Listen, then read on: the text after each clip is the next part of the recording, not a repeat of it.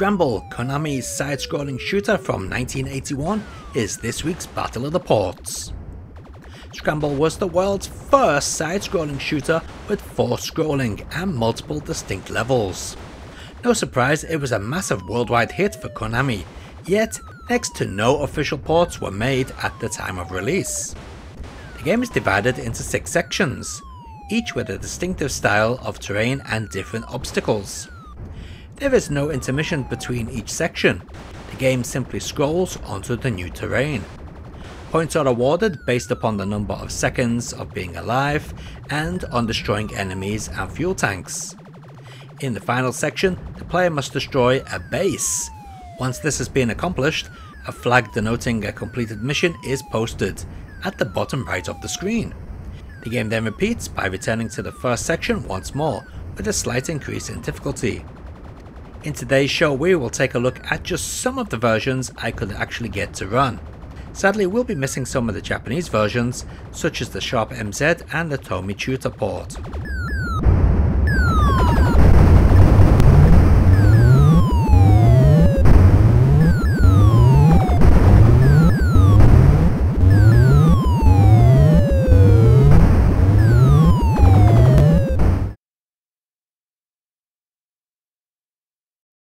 The first port we are going to take a look at is for the NEC PC8801, and like most ports, I wonder if this is a legit license. The game certainly looks like Scramble, but it also doesn't in many ways, such as the layout of the screen, the enemies, and lack of official logo. It also plays rather poorly thanks to the low speed of the projectiles.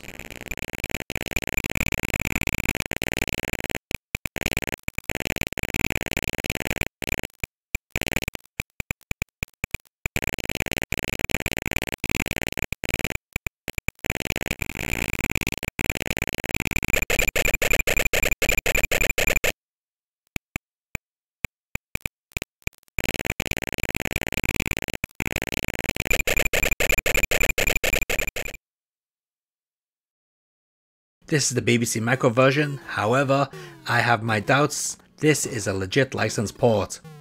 I could be wrong, but I don't think it is.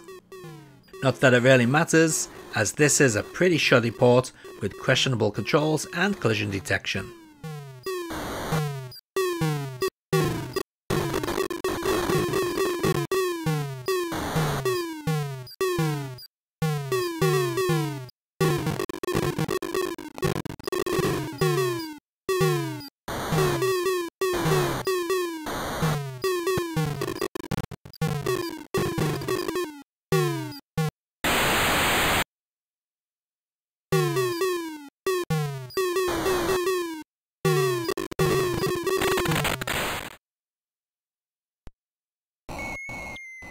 Another unlicensed port here, this time for the Commodore 64 by Interceptor Software.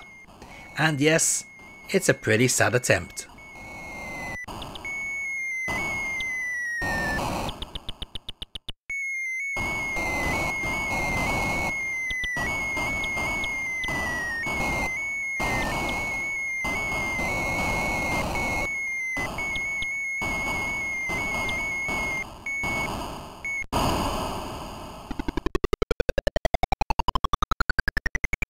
And the unlicensed ports keep on coming with this crap heap on the ZX Spectrum. Not only does it look bad, but it also has some of the worst controls ever. You must use the keyboard and cannot reconfigure the controls. We have 2 for up, S for down, Q for left, E for right, and letters P and L are bomb and laser. But get this, you can fly into your own laser and kill yourself. What a load of crap.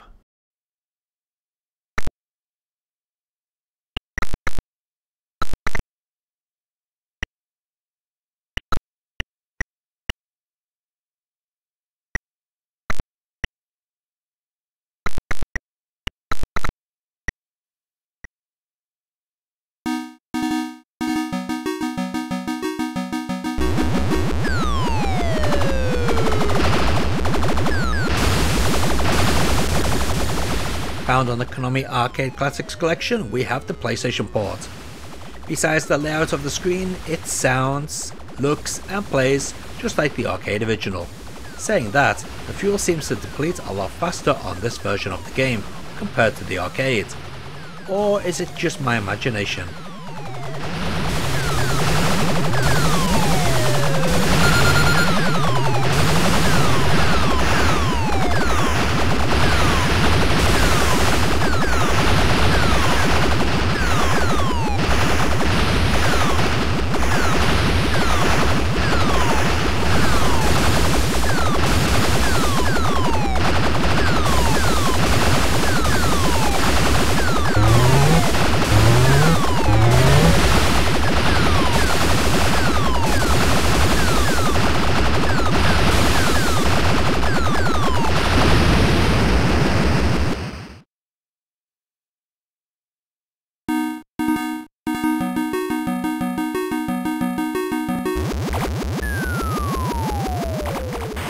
Just like the PlayStation release, this Game Boy Advance version is part of a Konami Classics collection. Again, it looks and sounds like the arcade, despite the screen layout, but now it tends to feel different due to the screen now scrolling up and down. This can lead to a situation where you cannot see what's below you at times. It makes the later tight passageway sections extra difficult.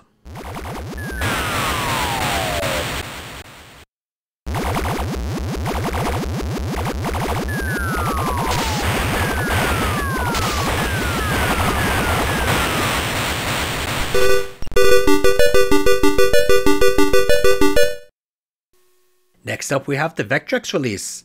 Now while this version is obviously limited to vector graphics, it does play a great version of Scramble, if not a little easier than the original on the default level setting.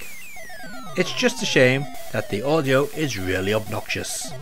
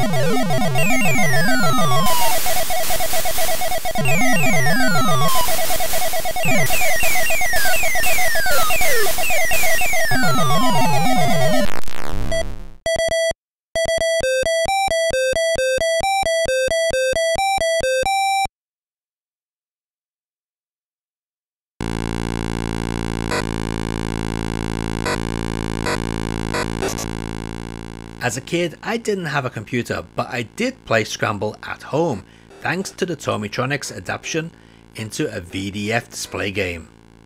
Surprisingly, this really does capture the spirit of the arcade game. All the areas are present, including the assault on the base. The only downside here is that you cannot fly to the right of the screen, you're constantly stuck over to the left. Still, for 1983, this was amazing and I loved it as a kid.